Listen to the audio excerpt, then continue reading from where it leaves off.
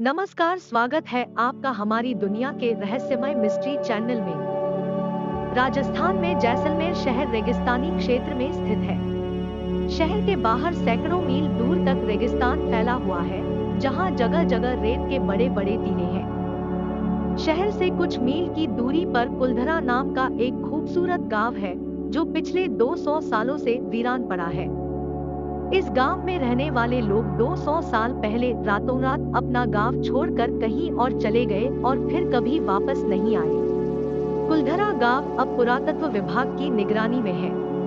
स्थानीय परंपरा के अनुसार 200 साल पहले जब जैसलमेर रजवाड़ों की एक रियासत थी, उस समय कुलधरा गांव उस रियासत का सबसे खुशहाल गांव था। यहाँ से सबसे ज्यादा रेवेन्यू आता था। यहाँ उत्सव और पारंपरिक नृत्य और संगीत समारोह होते थे। इस गांव में पालीवाल ब्राह्मण रहते थे। गांव की एक लड़की की शादी होने वाली थी, जिसके बारे में कहा जाता है कि वह लड़की बहुत खूबसूरत थी। जैसलमेर रियासत के दीवान सालिम सिंह की नजर उस लड़की पर पड़ गई और उसे उसकी सुंदरता से प्यार हो गया और उसने उस लड़की से शादी करने की जिद की। स्थानीय स्तर प्रचलित कहानियों के अनुसार सालिम सिंह एक अत्याचारी व्यक्ति था, जिसकी क्रूरताओं की कहानियां दूर दूर तक मशहूर थी। लेकिन इसके बावजूद कुलधरा के लोगों ने सालिम सिंह को लड़की का रिश्ता देने से मना कर दिया। सालिम सिंह ने गांव वालों को सोचने के लिए कुछ दिनों का समय दिया। गांव वाले जानते थे कि अगर उन्होंने सालिम सिंह की बात नहीं मानी तो वह गांव में खुलेआम मचा देगा। परंपरा के अनुसार कुलधरा के लोगों ने गांव के मंदिर के पास स्थित एक चौपाल में पंचायत की और अपनी बेटी और अपने गांव के सम्मान को बचाने के लिए हमेशा के लिए उस गांव को छोड़ने का फैसला किया।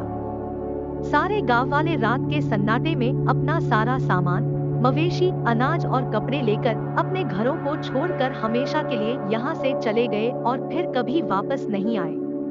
जैसलमेर में आज भी सालिम सिंह की हवेली मौजूद है, लेकिन उसे देखने कोई नहीं जाता।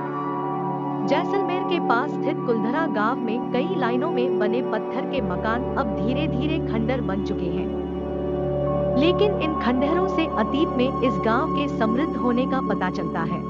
कुछ घरों में चूल्हे, बैठने की जगहों और घड़े रखने की जगहों की मौजूदगी से ऐसा लगता है जैसे कोई यहाँ से अभी अभी गया है। यहाँ की दीवारों से उदासी का एहसास होता है। खुली जगह में बसा होने की वजह से सन्नाटे में सरसराती हुई हवा की आवाज माहौल को और भी उदास बना देती है।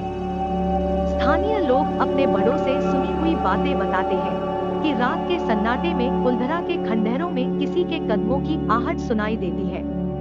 स्थानीय लोगों में यह मान्यता भी काफी मशहूर है कि कुलधरा के लोगों की आत्माएं आज भी यहाँ भटकती है।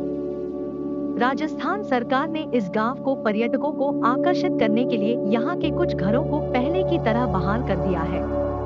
गांव का मंदिर आज भी गुजरे हुए वक्त के गवाह की तरह अपनी जगह पर खड़ा है।